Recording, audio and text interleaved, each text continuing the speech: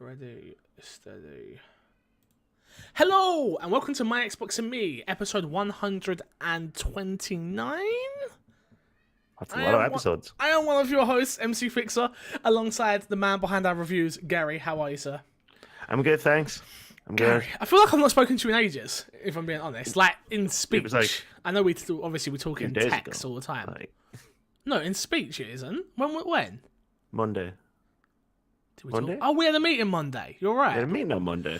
Do you know We what? had a business meeting. I don't count that one. You don't count that because no one else gets to see because it. no one else sees it. Yeah, I meant more like on camera. Like That's my private time with Fix. yeah, well, Yeah.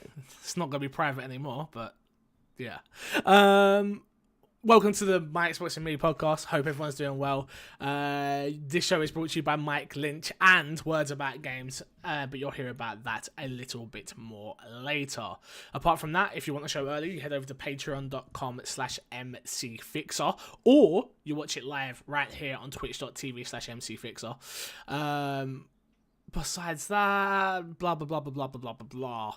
Gary, there is so much. This show is so jam packed this week that I don't even have time to really like bullshit around because we've got a tight schedule anyway.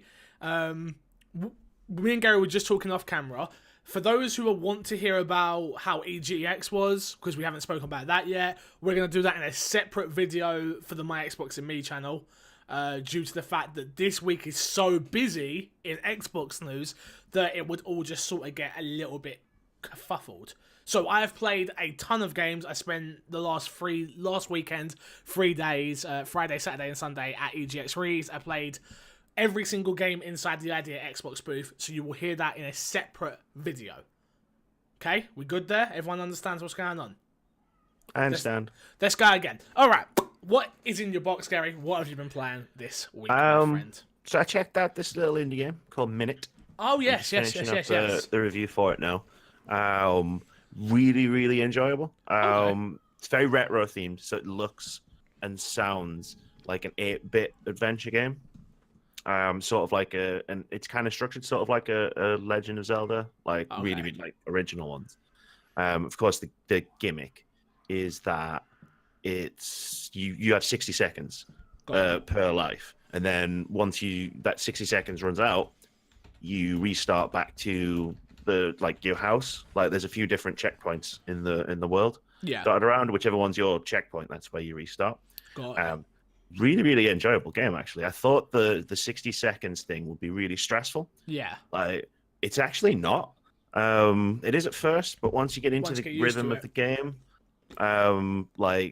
dying doesn't even really bother you. Like, the map's so well constructed that you can sort of get around quite easily. Yeah. And then you sort of start memorizing, like, how to get around and where stuff is.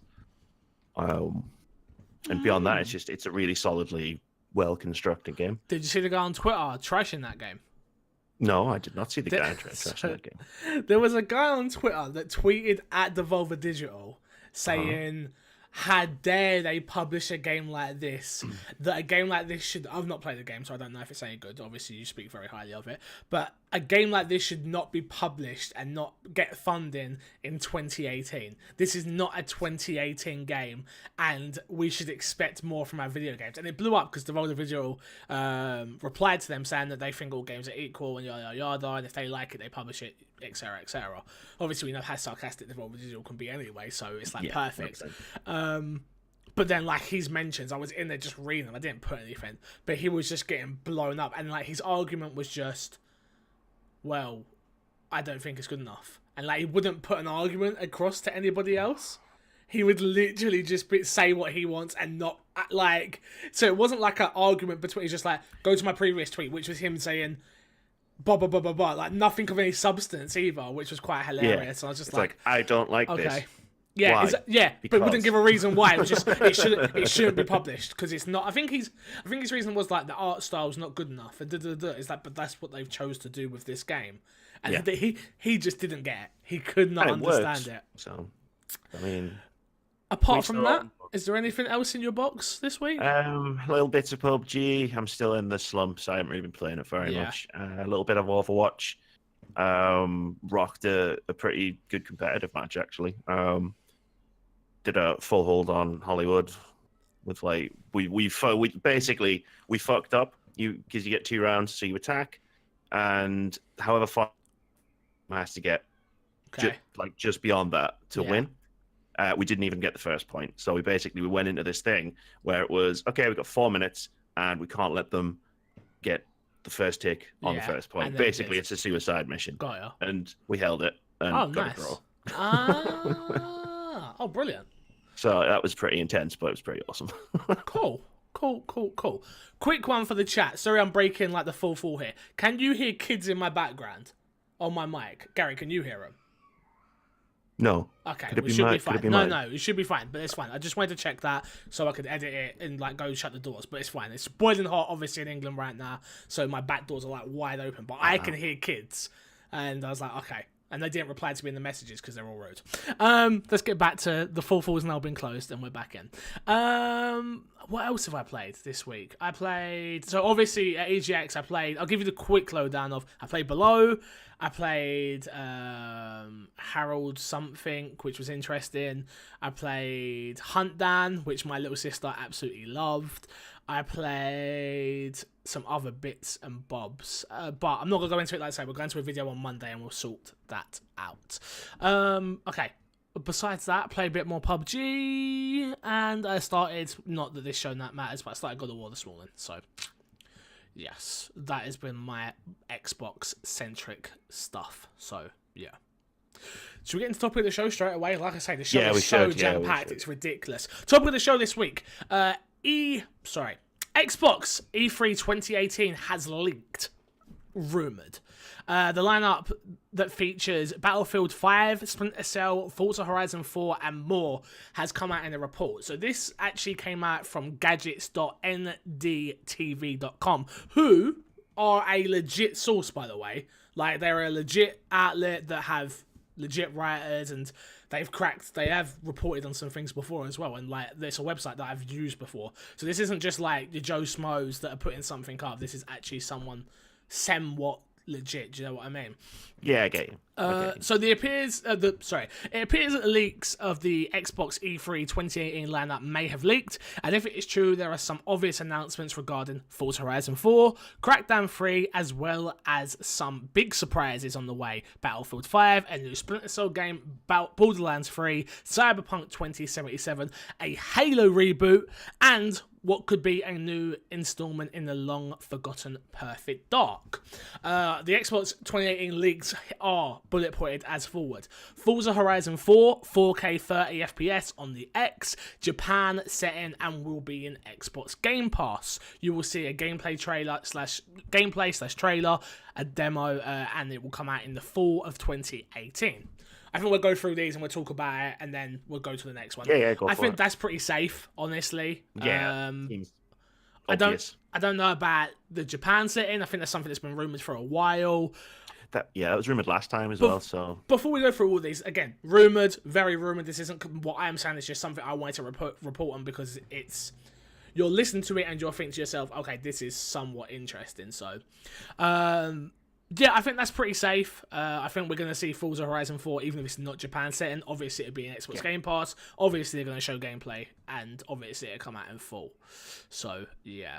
Next game on this list is Starfield. I don't actually know what this is. They've got the marketing deal, gameplay demo, open world sci-fi RPG coming holiday 2018. Can you explain what that is? Tracks. Because this was a rumor for last year as well. Okay. This is Bethesda's next big open world RPG. Okay.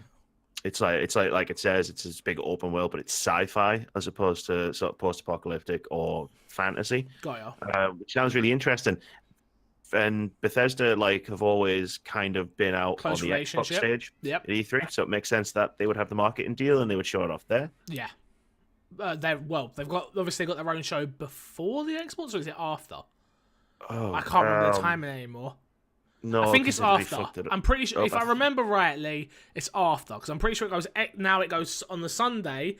It goes Xbox, Bethesda, UB, so UB and PlayStation are on the Monday. Yeah, And Bethesda's on a Sunday, but it's Sunday like with Xbox, 5 a.m. I think it was. Exactly. Next one up, we've got Scream Ride 2 for Xbox Game Pass, gameplay trailer, and holiday 2018. Scream Ride 1.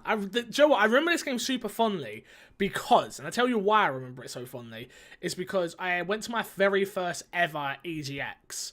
And it was there. Like, it wasn't at Birmingham. This was actually when I was in Earl's Court in London.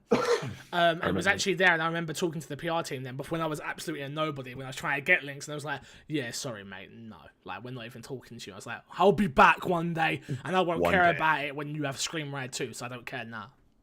I actually remember playing it at that EGX as well. I actually reviewed it back in the day when it came out. It was okay. Seems like a weird pick for a sequel, but all right. Yeah, so meant to come to Game Pass because it had been exclusive gameplay trailer and coming this holiday 2018. Again, I don't think so, but we shall see on that one. Next up, we've got Crackdown 3, which will be an Xbox Game Pass, will be a gameplay trailer. A multiplayer beta will be announced at E3, and it will be a release of holiday 2018. I would go out to guess they will actually put a date on it because people are waiting. They announced it in 2015, so it's been long enough now. Yep. I can't remember if you. We do so many shows now and stuff, but do you care about Crackdown, or are you the same as me? Where you're not really. Not really, but because it's on Game Pass, you get to play it now and not feel bad having to buy it. I'm a reviewer who works on an Xbox channel, so I was always going to play it, but I'm not really like, give me that Crackdown 3, like I am with State of Decay 2. Yeah, give me that crack. Yeah, I don't like crack. Yeah. No, exactly. Next up, we have got Shadow of the Tomb Raider, a game that I am super excited for. Xbox will have the marketing deal with that one, which makes sense because of obviously the exclusive nature with Rise of the Tomb Raider. It will have a gameplay demo, and it will be part of Xbox Game Pass during fall 2018. This is where I think it's completely utter bullshit, if I'm honest with you. I agree with the marketing, I agree with the gameplay demo. This game is not going to be in Game Pass because it's not going to be an exclusive, and there is no way on God's given earth you be giving up those sales for a again, for me, Game Pass makes sense for a Sea of Thieves. It makes sense for a State of Decay even, because that game's like a AA, not AAA. And again, they're putting all their exclusives in now, which is awesome, but I don't see third parties being like, yeah, we'll put our $60 game or £50 game in here for people to get for £10. The money's not going to work out right. No way. Yeah, no, that's just bullshit. And if Square and Microsoft was stupid enough to do the same thing with Shadow of the Tomb Raider they did for Rise of the Tomb Raider, where they keep it exclusive for a year, the internet will fucking catch fire. Yeah. Like, they can't do that. Well, because it doesn't make sense. It like, make it an exclusive, cool. Make it an exclusive. Don't make it a timed exclusive, though. Because it doesn't persuade people to come over. They're just going to wait the year. Like, I love Tomb Raider, but why would I wait a whole year? Like, or why would I buy it on your console when I can wait a whole year? Like, I just, it's timed because you're being vague with the wording. It's like, no, this is silly. Just don't do it. Sea of Thieves new content trailer will be shown. It obviously is part of Xbox Game Pass, and the content that is shown will come out in fall 2018, which, funny this is said, we'll be talking about Sea of Thieves a little bit later in the show, which could link up with this actually, so we will see. You got Ashen, the gameplay trailer, and it will come out holiday 2018. A lot of this is holiday 2018, a lot of it is like, I don't see all of this being shoved in there together, especially with the games that are coming out around. To be fair, though, a lot of this isn't actually Microsoft Game Studios. So, well, Ashen isn't exclusive. Yeah, Ashen is exclusive. Scream Ride's exclusive. But they're indie games, like indie developed games. Yeah. They're third party developed and then just exclusive rights. Yeah. Next up, you've got the last night gameplay trailer, and it will be coming holiday 2018. And it will be part of Game Pass. The Last Night, I remember this one. This is that retro looking game, right? The cyberpunk kind of game, like Blade Runner. Sorry, not retro. Sorry, I meant cyberpunk. Thank you for correcting me. It's one of those games I liked the look of. would me being me, which we've all learned that I am a fucking AAA monster. That's literally what I've learned. Is like, unless you are, like, I will get to Celeste because I have to for Game of the Year talk. But unless you are something really special like Celeste, you're probably going to get swept under the rug when it comes to me lately, which is really bad. Indie games. I don't hate indie games, and I talk to so many fantastic indie devs and stuff.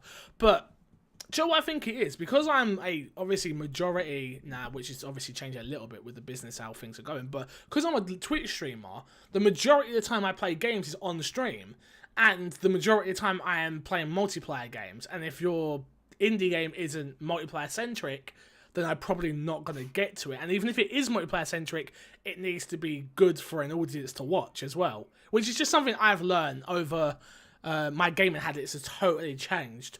So if there's a game out there that I think I definitely need to get, and I said this at the beginning of the year, and what, we 4 months in, I need to play more smaller games, but I just sometimes forget, and I'm not entwined into that audience like I should be. But The Last Night does look cool. If it gets good reviews from you, obviously, and other outlets, I think I'll probably give it a go. Fix. Yeah, you keep us noticed there, right, on that one. Below, which I have played, will be on Xbox Game Pass. You'll get a gameplay trailer and will be coming holiday 2018. Yeah, I believe it. I want to see it. That is going to happen. I have played it. It's about time. I didn't play it for long. The demo. You could have played that demo for a long, long time. But at EGX, I don't want to play things for hours. Yeah. This is actually I want to put a video out. I want to make a video about what I think devs do wrong at EGX or at gaming conventions, because I hate it when there's a demo that I play Strange Brigade, and that was a 20-minute demo. Oh yeah, if it was the same demo I played like at EGX last year, it's a fucking long demo. Like, I don't get me wrong, I love playing video games, but that's a long demo for one of those shows. And the Below demo was kind of longish as well. And I was like, there was a load of people behind me. I'm like, you know what? Let me just try it out, see what this is about. That's a game that I want day one. And then, boom, go off and get up to the rest of the games. But yeah. Next up, we've got Madden. Marketing, gameplay, trailer, fall 2018. I think that one's a given. I think Sports. Xbox. Go Sports. You love Football Manager. Stop lying. Shut up. I think this is a sure end. They've had the marketing rights on this one for a while. I don't think they're going to give this up to Sony the way they did with FIFA, because I think that's just stupid, and I thought that was stupid when it happened. But we shall see. Next up, we've got Minecraft, which I do think there'll definitely be a Minecraft. There was talk about Minecraft at E3 this year. It's the contact update, which will come in fall 2018. I think this is probably true because they didn't get out the big update that they wanted to on time. So I think it might be like it's still coming, and yes, you can still use the Switch on it, and yada yada. So I think that will happen. Next thing, we got Battlefield 5. V is 5, right? Yeah. So it went from Battlefield 4 to Battlefield 1 to Battlefield 5. Okay. Xbox will have the marketing rights. It will be a gameplay trailer, and fall 2018. I think this is going to happen, but we'll see this before at the EA show. They always do that though, don't they? Yes. And then they break it out into another show, and they're not going to go to PlayStation because PlayStation have got COD. So exactly. And next one, a game I can't wait for, so I'm happy about this. And obviously, we know they've got the marketing rights anyway, which is Metro.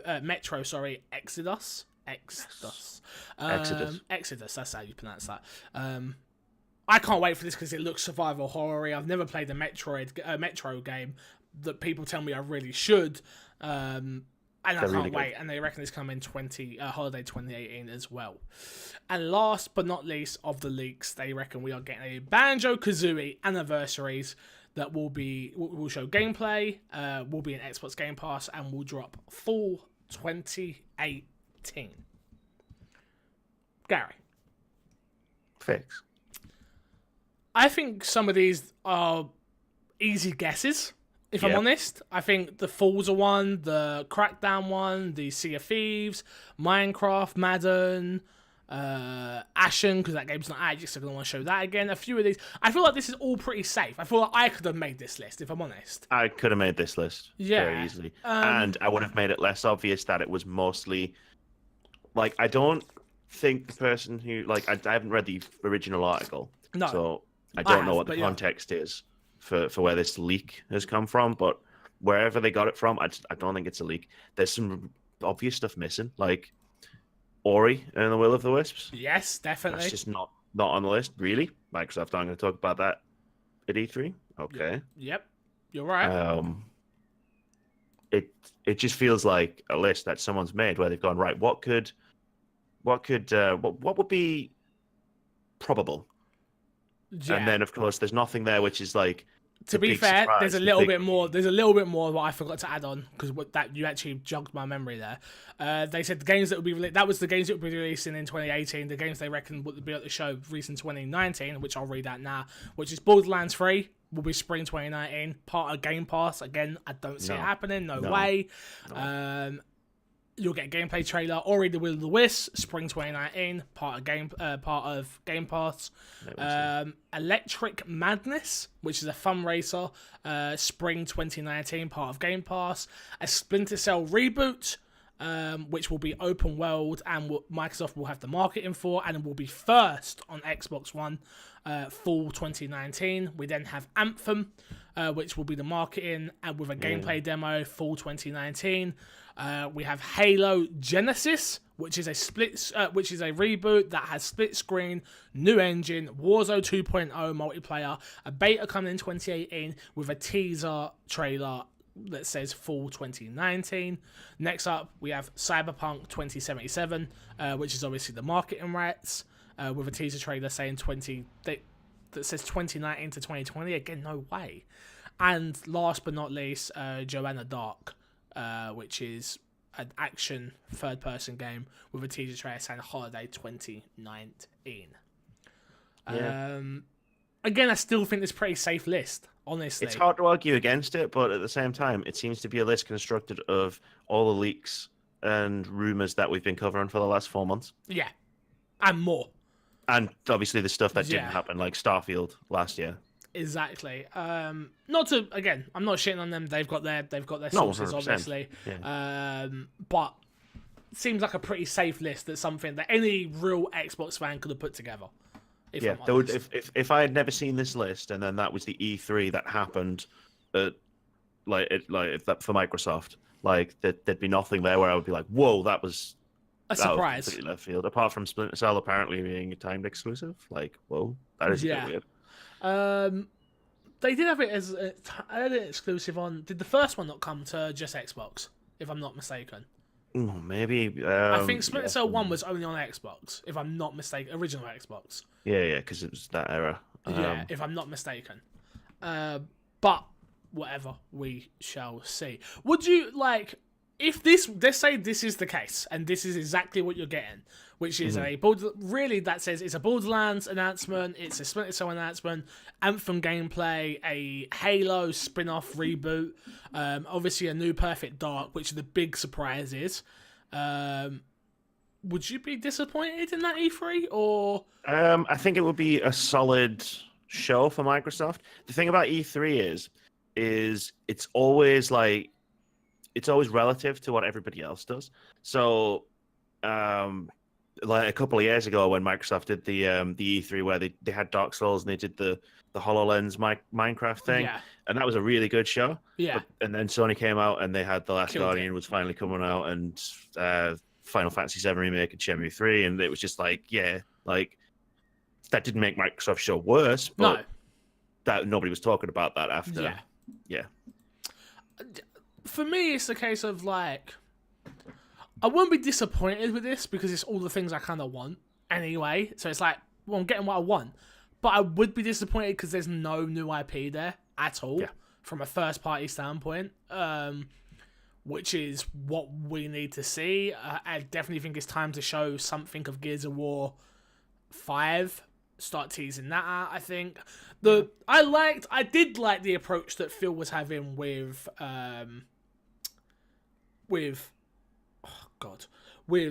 showing games that are coming out fairly soon.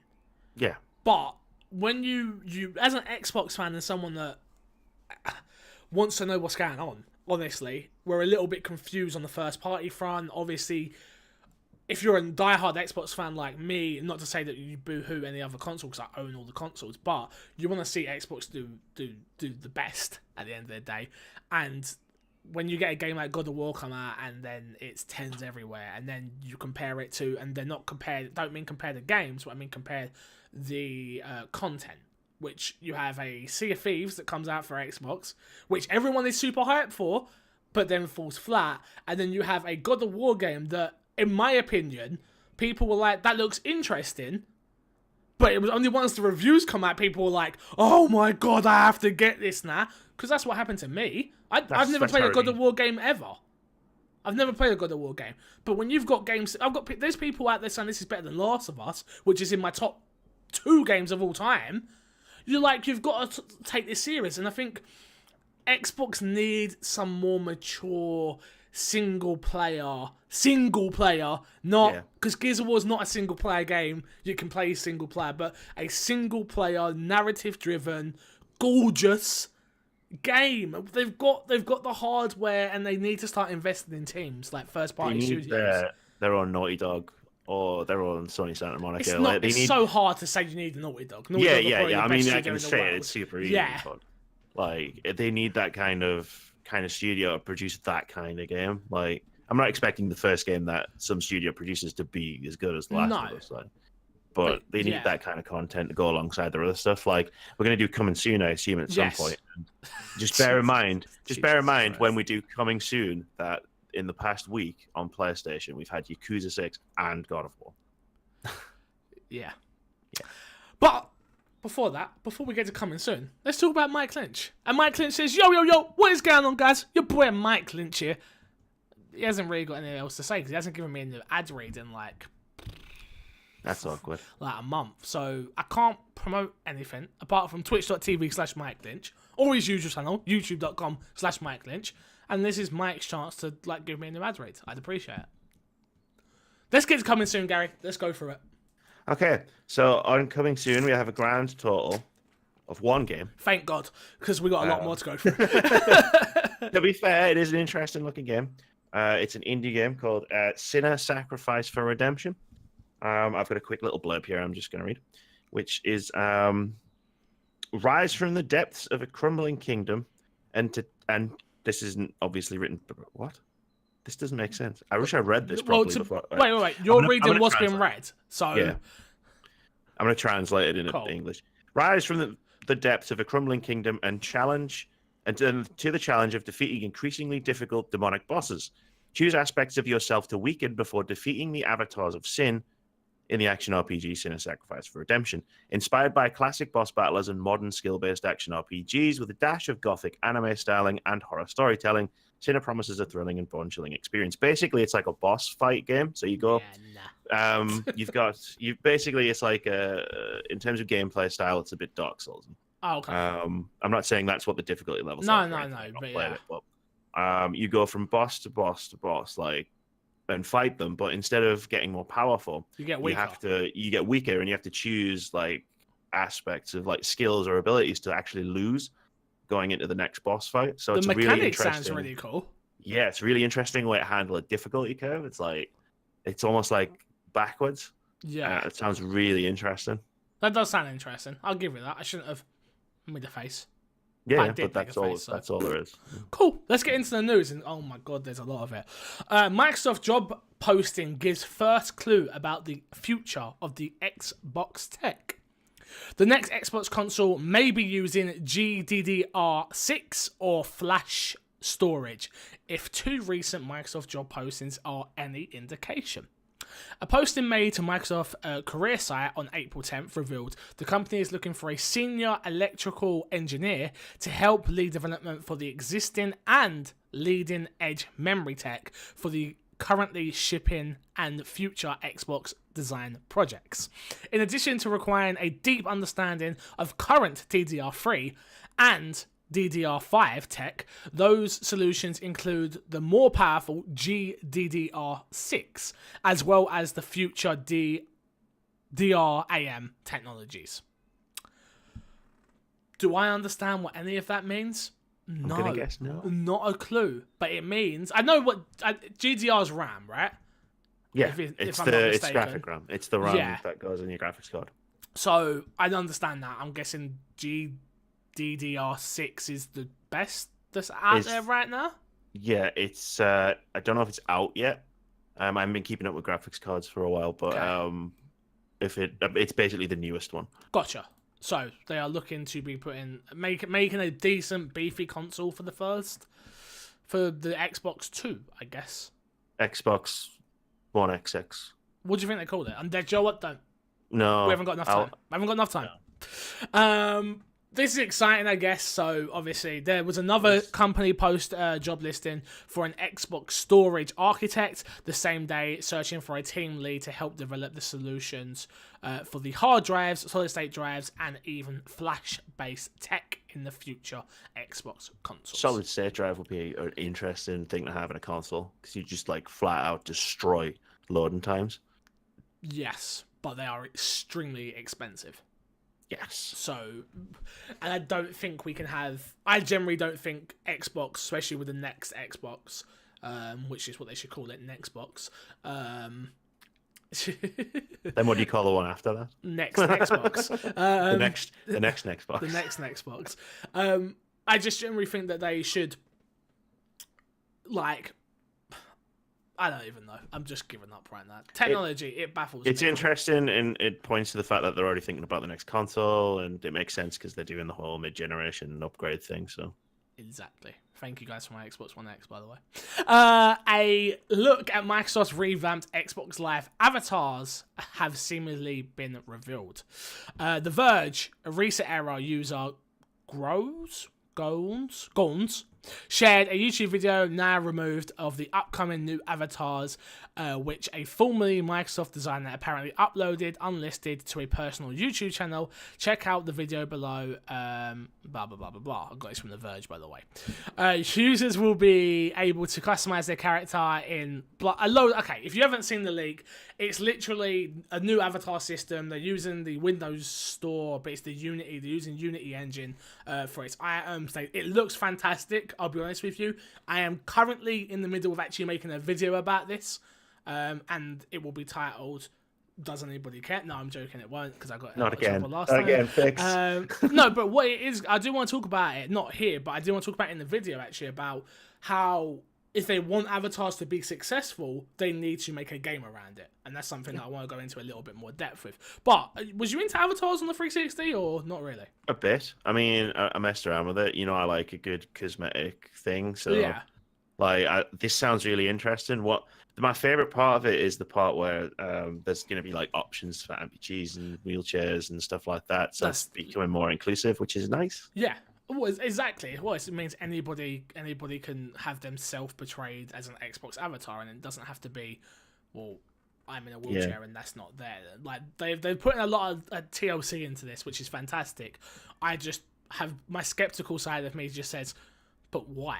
What are you doing to bring avatars back then? Like, are we going to see 1 versus 100 come back? Are we going to see those type of games come back? Are we going to get a Xbox first-party studio, or even second-party, game, and I mean AAA-based game, based around avatars, which, again, I think would be cool? Or are we going to get a Sims-like game with you're using your avatars? Like, those things would make sense. Cool. That all makes sense. And, like, So imagine a Sims Lights game. Imagine Sims avatars. Literally that, yeah. But my friends listen, your friend, like my friend, we're friends. So your avatar's just walking around my world. Fix. No joke. You need to legit pitch that to everybody at Xbox. Like it just I'll play the shit out of that. But does that not make sense? That just makes sense. Like. And it doesn't have to be as robust as Sims, like, don't get me... But just some easy, like... I don't know, I think it would work, personally. But they have to market it properly. Don't market it as a shitty Avatar game. Market it as... advertise it as a new game, and it just happens to be your avatar that's in the game. Like, that's just my opinion. Oh, but that Sims thing, you're on gold there. Like... You know. It happens every once 1,000 times. Should we talk about something? You want to talk about gold? Sea of Thieves is getting that much needed new content. See what I did there? New content. Damn. Some content. This is literally from the blog post that the Sea of Thieves devs put up. So I'm just going to take the bullet points here because we are running long already and I've got to do FIFA Friday. Bring players together in interesting ways, encountering different types of player... Sorry, let me start again.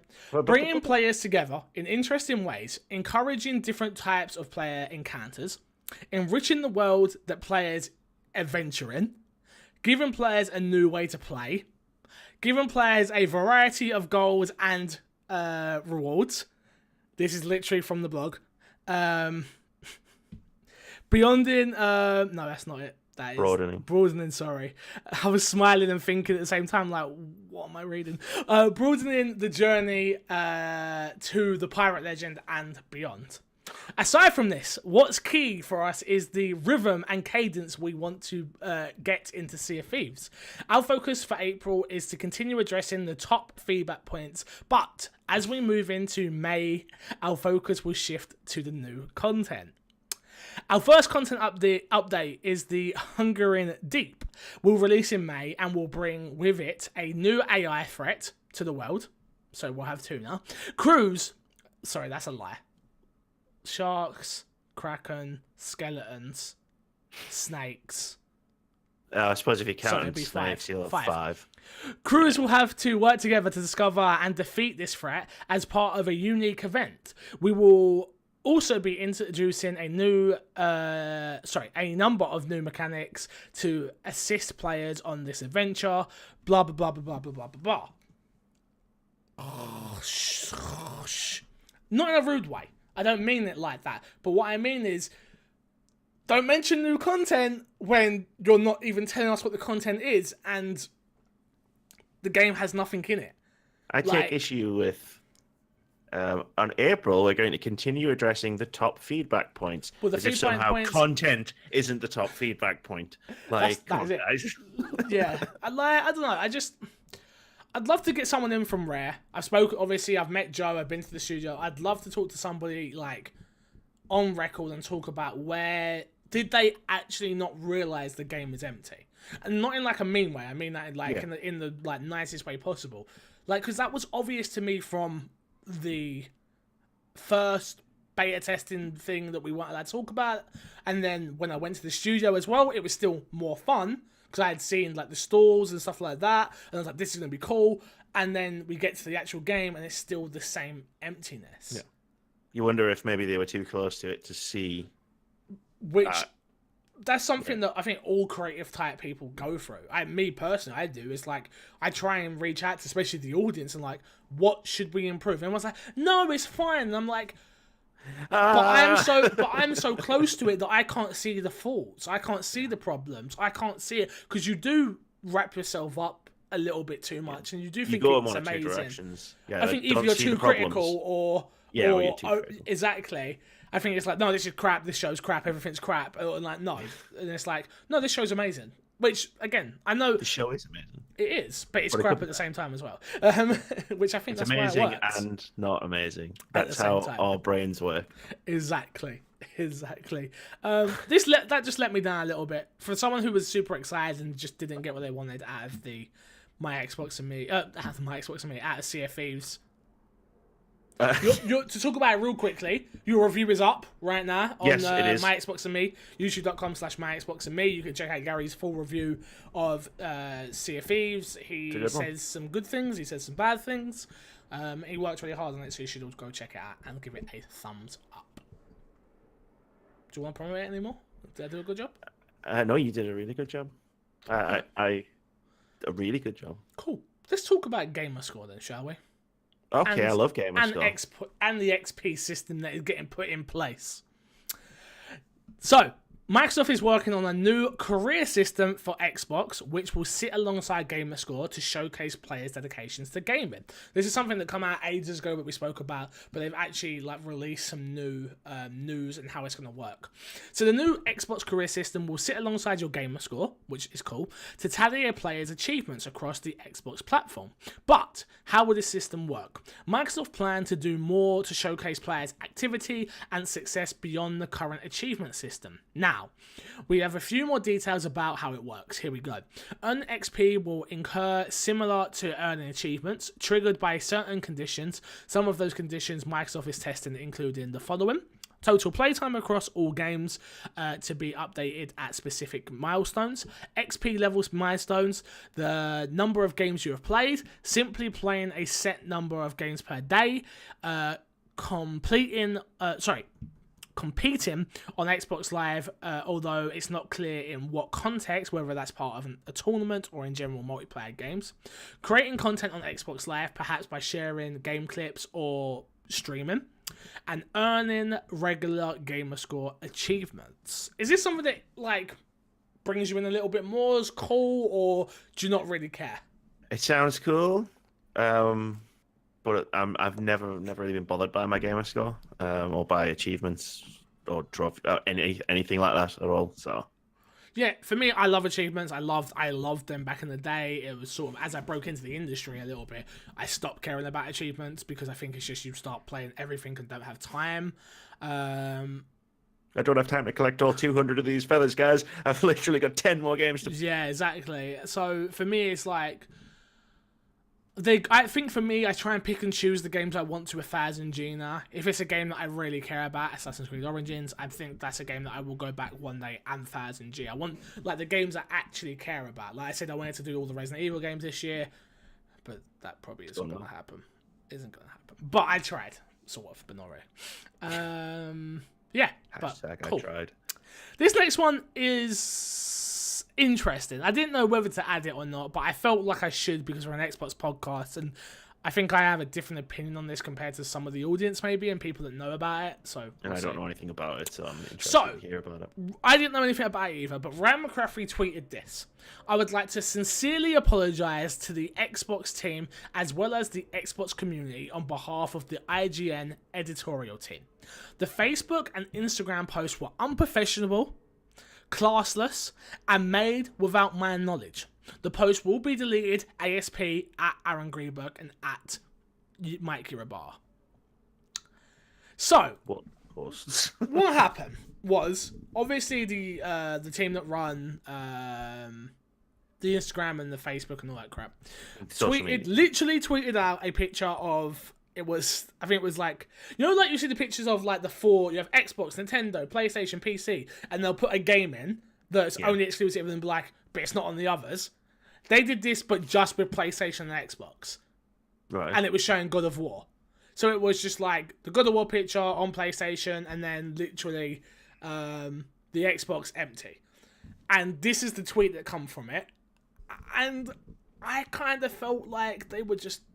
I see this as two ways, yeah? Which is, some people see it as, it was just the community team pretty much having fun, with the audience, ha ha ha, you're not getting, it was a graphics comparison pic, thank you, Danone. I think you understood why. Oh, I get it now, yeah, this is a meme, isn't it? Yeah, pretty much. Yeah. Yeah, it is a meme. And for me, it was just they were having fun with it, which is pretty much their job, is to have fun and get likes and get shares, and literally that is their job, is to get the IGN brand out there to as many people as possible. Yeah. On the other side of that, IGN are a professional journalistic outlet. So I kind of get it on one level of why Ryan, especially obviously being the Xbox guy over there, had to come out and be like, I apologize for this shouldn't happen. And I get it from the side of people it was a joke and I don't care. I actually agree with Ryan's approach on this, which is they are a journalistic outlet that should have no bias, and literally that is it. And by that tweet going out, it looks like there are biased. And IGN are already so well known for disliking Xbox and loving PlayStation, and even stuff that I've seen myself, which is like you do see it where it's like, oh, this is on PlayStation, and you don't even hear about the Xbox version because they all own PlayStations there, which is fine. They're allowed to own PlayStations. That's not what I'm saying, but they're a journalistic outlet. You can't do this sort of thing. You're 100% right. It's the bias thing. It's like even if it's funny. It's funny. Like, I think it's funny. I think it's hilarious. If I'd have seen random Twitter person post it, I would have been like, yeah. But it's like, it's IGN. Like, you've got to be unbiased. And it seems like Ryan McCaffrey wasn't very happy. And at the end of the day, he runs the Xbox editorial team. Well, he's part of the editorial team, so So it's, but yeah, he's obviously runs the Xbox. No, yeah, exactly. Because I ain't got a PlayStation guy at the moment. But yeah, it's like, I agree with, like, I see Dan in chat quickly, bring him in. He says Ryan didn't even do it because of backlash. He did it because it's completely unprofessional. If it came from fans, then fair enough. Literally, I think Ryan deserves a pat on the back for this. Of like, no, I need to own this before I even need to own it. Like, no one's even making anything, but no, that's wrong, and they know that. So yeah, 100%. I thought I'd add that in there real quick.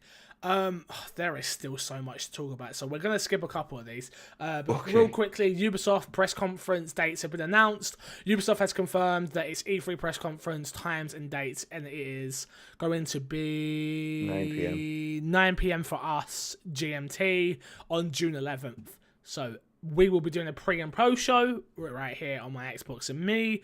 I am moving in June, maybe. I think I've sorted that out, so we shall see what's going on there. But there will definitely be a pre and post show, no matter what. Even if I have to go to fucking my nan's or something, it will make it happen. Don't worry. I mean, I'll go to your nan's house.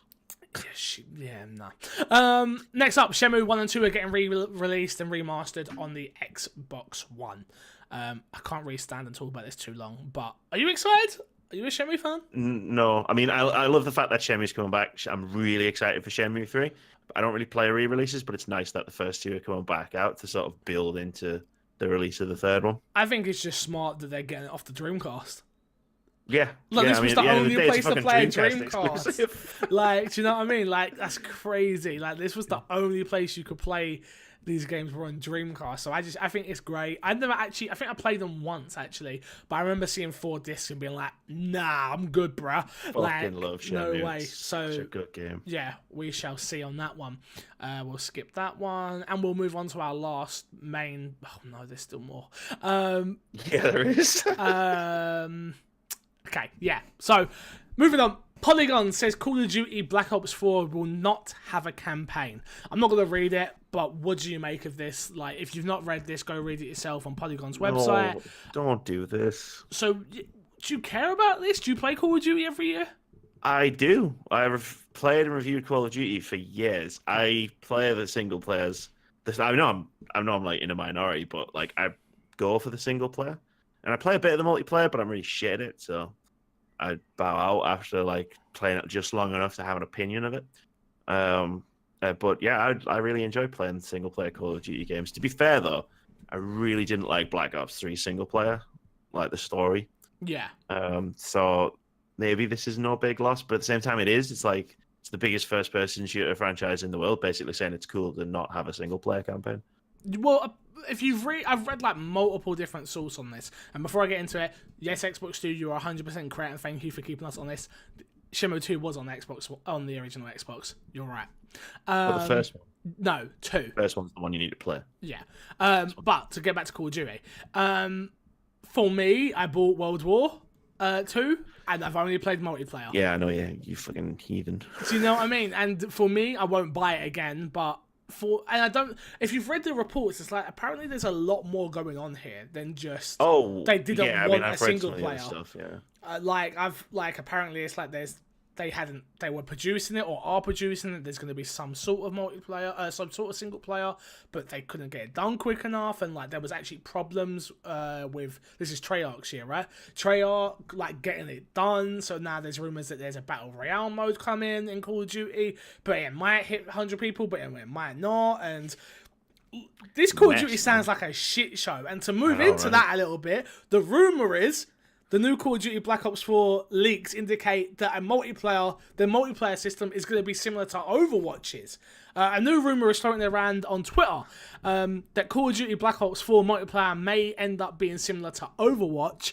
The user has been posting numerous unconfirmed leaks about Call of Duty Black Ops 4. Sorry, no, like so. So wait, the leaker says this is what was read posted is, and I quote: "New multiplayer information has been confirmed by more than one source, so I can now talk about it more publicly. As of 2 days ago, multiplayer was in its worst state you've ever seen a Call of Duty multiplayer mode. Sources who have tested the mode claim that it is less like a Call of Duty and more like a Call of Duty Overwatch or a Call of Duty Lawbreakers. The Lawbreakers reference is incredibly apt considering what he told me next. Remember how I said it was seamlessly boots on the ground and advanced movement? Well, I elaborate on that a little more too. The game was going to take the hero or specialist system from Black Ops 3 and take it into the next level. Perks were basically removed and had instead been morphed into strange kind of kill streaks. Normal kill streaks, as we know them, for example, blah, blah, blah, blah, blah, blah. We know what a kill streak is, god damn it. Jeez. We make jokes about, like, big publishers following, like, chasing trends. Like, literally, like, if all this was true, right, Call of Duty is literally tracing the two biggest trends of the last few years in hero shooters and battle royale.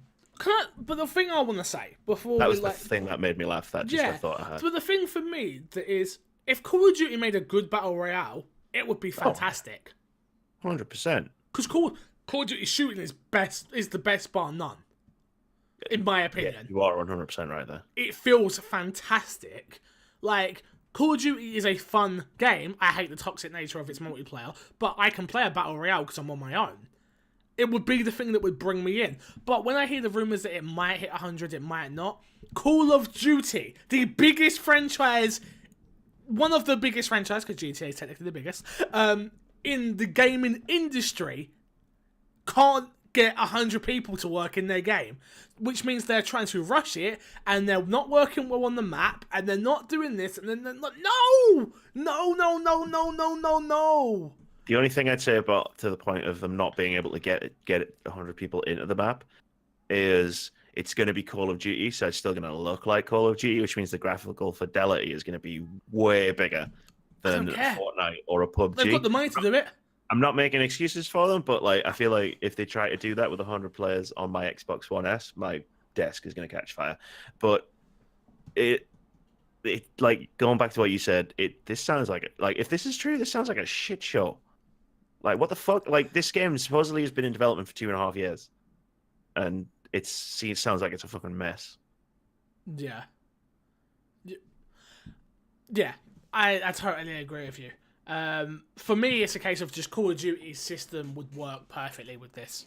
People in my chat disagree, and people in my chat decide to say COD doesn't even use full vehicles, nor does Fortnite. Dan, please come on. You don't have to have a huge map, you have to have a map that works perfectly. That's all. A small, condensed, tightly packed map with no vehicles will work just exactly. as well. And picking up weapons, easy. You pick up weapons in Call of Duty now. It's literally having the layout work perfectly for a controller. That's all. With attachments, cool. The game has it. The game has all of this already. Just make it fit. But you need to take your time with it. And what I think they should have done was just produce a normal Call of Duty this year, and whoever was the third year away should have been the team producing the Battle Royale. Or maybe the second year away, because I think they could have got it done quick enough. But I feel like this was a last minute, like, wait, PUBG's popular? Wait, Fortnite's popular? Oh god, what do we do? Like, situation. So, yeah.